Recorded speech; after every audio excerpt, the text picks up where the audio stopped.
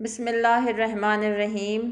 کتاب کلمہ طیبہ میں ہے کہ ابراہیم ابن مہران بیان کرتے ہیں کہ میرے پڑوس میں ایک شخص رہتا تھا جس کا نام ابو جعفر تھا۔ وہ بڑے اچھے اخلاق کا مالک تھا اور لوگوں کے ساتھ حسن سلوک سے پیش آتا تھا۔ جب کبھی کوئی علوی سید اس کے پاس آ کر کوئی خواہش بیان کرتا تو اس کی فرمائش پوری کر دیتا تھا۔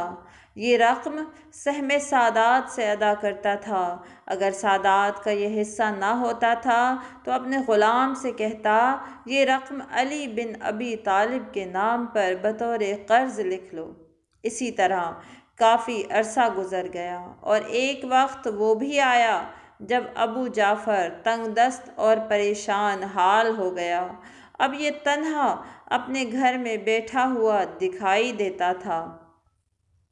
اپنی ضروریات زندگی پورا کرنے کے لیے اس نے رجسٹر دیکھنا شروع کیا اور جس کو بھی قرض دیا تھا اس کا جائزہ لینے لگا۔ قرض لینے والے افراد میں سے بعض ایسے تھے جن کا انتقال ہو چکا تھا، لہٰذا اس نے ان کا نام اس رجسٹر سے کاٹ دیا۔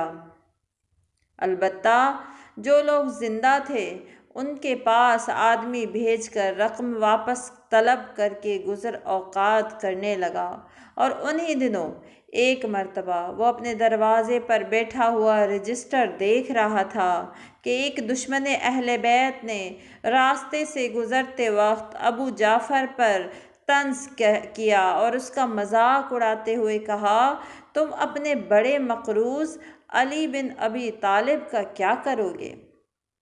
ابو جعفر نے جب اس کی یہ بات سنی تو بہت رنجیدہ ہوا اور اٹھ کر کمرے میں چلا گیا۔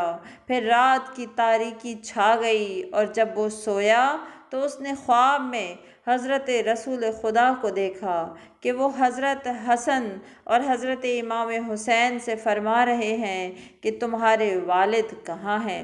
اتنے میں امیر المومنین نے جواب دیا، اے اللہ کے رسول، میں یہاں ہوں۔ گویا حضرت علی رسول اللہ کے پیچھے تشریف فرما تھے۔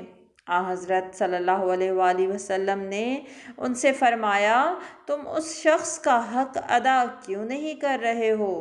امیر المومنین نے جواب دیا، یا رسول اللہ، میں اس شخص کا حق لے کر آیا ہوں۔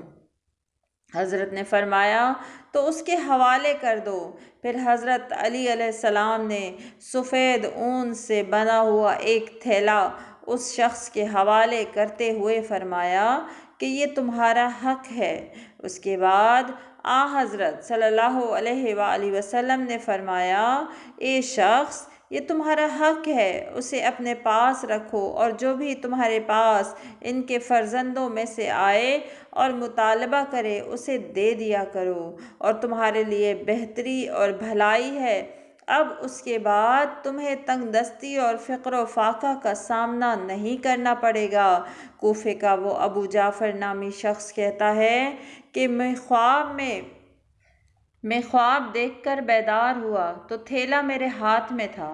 میں نے اپنی بیوی کو جگا کر کہا، چراغ جلاؤ۔ پھر جب میں نے اس سلسلے میں موجود اشرفیوں کو گنا تو ان کی تعداد 1000 تھی۔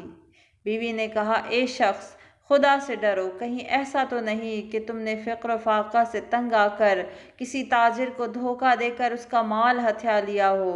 ابو جعفر نے جواب دیا، نہیں، خدا کی قسم ایسا نہیں ہے، بلکہ معاملہ کچھ یوں ہے، اور اس کے بعد اپنا پورا خواب بیان کر دیا۔